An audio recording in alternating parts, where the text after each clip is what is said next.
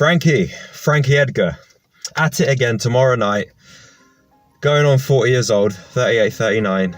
Does the answer still have the answer? We'll see.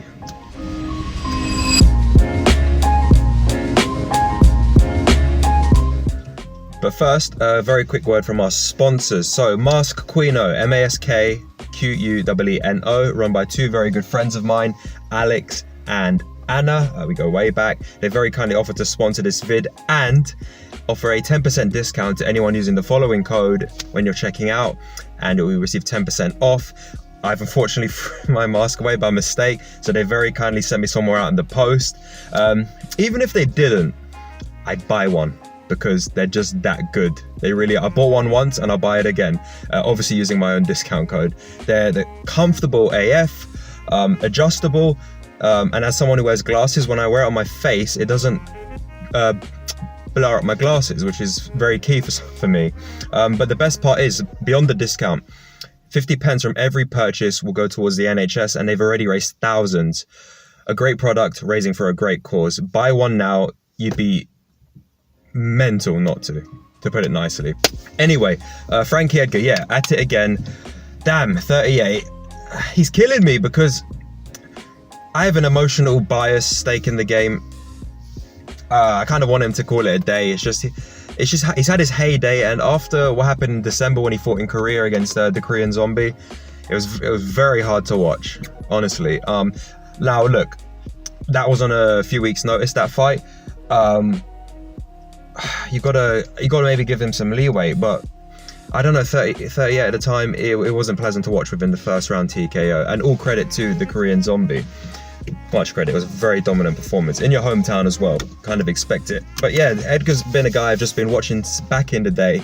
When I was first really got into MMA religiously, when I was watching UFC pay-per-views and events, he was the guy. He was in his prime, and then he unfortunately at UFC 144 in Tokyo, it came to, I just remember that distinct moment. It was either the first or second round, and the upkick from Ben Henderson, which just took everything out of him, and then he lost that fight on unanimous decision. Rematch at 150 in Denver, lost the decision again. I believe he won. Many people believe he won. It was hard. It was just hard. But then again, look, this is not an insult, it's the facts. When you fight Ben Henderson and you go to the decision, you've lost. Because although he goes by the nickname Smooth, it really is Benson Round Winner Henderson, Benson UD Henderson, Benson SD Henderson. And I'm not hating on Ben, I really do like Ben Henderson. The truth and the facts are, like John Jones, you go to a decision with them, even if you land as 100 many more strikes, you dominate them for the whole 5 rounds, you hold them down. You go to the scorecards with him, all of a sudden the judges have given him 50-43 or whatever. It's just the way, life's not fair. But yeah, with Frankie, since then, so he lost to Ben twice. That's where, for me, that's where I believe that the change happened. He lost to Jose Aldo on decision. And then, I mean, he had a decent win streak after that. He beat some good names like Uriah Faber. But it's been up and down, and he did have a really good knockout a couple years back against Chad Mendes. That left hook that skimmed the cheek, smacked the nose, and put Chad out. And Chad's a tough guy. But since then, you know, obviously fought for the featherweight belt a few times, and he's had some really good fights. But after what happened in Korea, again, look, I have to try and give it some leeway. Short notice and whatnot, like, you got to adjust to the climate. These things do play factor. Hate to use them as an excuse, but it's possible. But we'll really see. I don't know what will happen. I think Frankie has a chance of winning. I'd like to see him win, but even if he loses, I don't want him to get hurt. And maybe if he does lose it would be time to call it a day. But I don't know what's going to happen. I mean, if you have the answer, as to whether the answer still has the answer, let me know in the comments. Message me, let me know.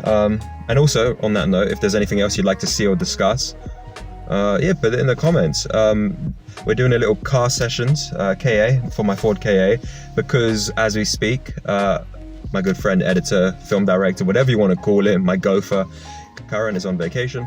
I have him on the end of a computer, available for editing, but in terms of his skill set, unique expertise, the techers of filming, he's not around at the moment. So just doing a nice little car sessions. And but don't worry, the content's coming, the pipeline is there. We will deliver on our Q3 and Q4 numbers, don't worry. And so hang with us. And again, let us know if there's anything else you want to see. and we'll move on it. But in the meantime, take care.